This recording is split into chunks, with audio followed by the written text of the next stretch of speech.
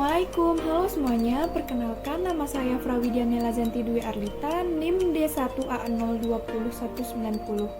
Tujuan saya membuat video ini untuk memenuhi tugas ujian tengah semester Antropologi Budaya. Dalam video ini saya akan membahas mengenai kepribadian. Baiklah, selanjutnya kita beranjak ke pembahasannya. Definisi mengenai kepribadian pada dasarnya tidak berbeda dengan yang kita ketahui secara umum, yaitu kepribadian ialah bahwa orang tersebut mempunyai beberapa ciri-ciri watak yang diperlihatkannya secara lahir, konsisten, dan konsekuen dalam tingkah lakunya sehingga tampak berbeda dengan individu lainnya. Susunan unsur-unsur akal dan jiwa yang menentukan perbedaan tingkah laku atau tindakan dari tiap-tiap individu manusia itu disebut kepribadian. Selanjutnya saya akan membahas mengenai unsur-unsur antropologi budaya. Yang pertama ada pengetahuan.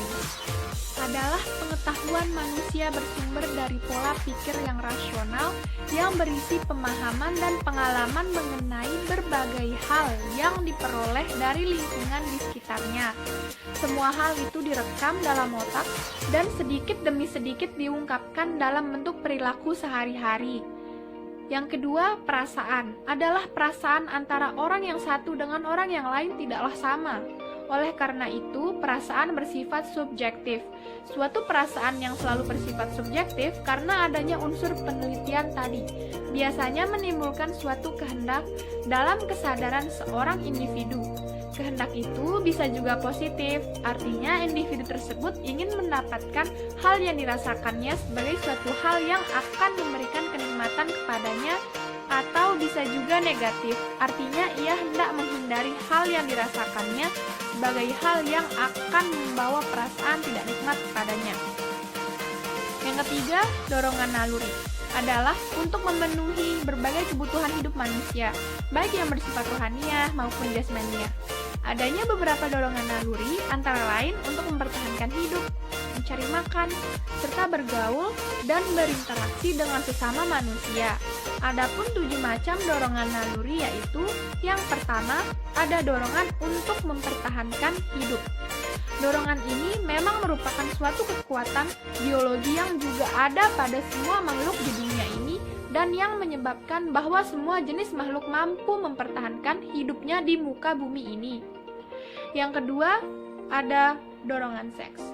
Dorongan ini malahan telah menarik perhatian banyak para ahli psikologi dan berbagai teori telah dikembangkan sekitar soal ini. Suatu hal yang jelas adalah bahwa dorongan ini timbul pada tiap individu yang normal, tanpa terkena pengaruh pengetahuan. Yang ketiga, dorongan untuk usaha mencari makan. Dorongan ini tidak perlu dipelajari, dan sejak bayi pun manusia sudah menunjukkan dorongan untuk mencari makan, yaitu dengan mencari susu ibunya atau botol susu. Yang keempat, dorongan untuk bergaul atau berinteraksi dengan sesama manusia. Dorongan ini memang merupakan landasan biologi dari kehidupan masyarakat manusia sebagai makhluk kolektif. Yang kelima, dorongan untuk meniru tingkah laku sesamanya. Dorongan ini merupakan sumber dari adanya beraneka warna kebudayaan di antara makhluk manusia.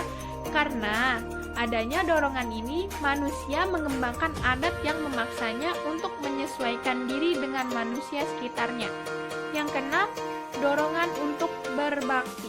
Dorongan ini mungkin ada di dalam naluri manusia, karena manusia merupakan makhluk yang hidup kolektif, sehingga untuk dapat hidup bersama dengan manusia lain secara serasi, ia perlu mempunyai suatu landasan biologi untuk mengembangkan rasa simpati, rasa cinta, dan sebagainya. Yang terakhir, ada dorongan akan keindahan. Dalam arti keindahan bentuk, warna, suara, atau gerak. Pada seorang bayi, dorongan ini sudah sering tampak pada gejala tertariknya seorang bayi kepada bentuk-bentuk tertentu dari benda-benda di sekitarnya, kepada warna-warna cerah. Adapun untuk pembahasan terakhir dari materi unsur-unsur budaya, seperti yang telah dibahas sebelumnya, kepribadian seseorang terbentuk oleh pengetahuan. Selain dari pengetahuan, kepribadian seseorang terbentuk oleh berbagai macam perasaan emosi dan keinginan. tentang berbagai macam hal yang ada di dalam lingkungannya. Sekian dari pembahasan saya, semoga bermanfaat. Wassalamualaikum warahmatullahi wabarakatuh.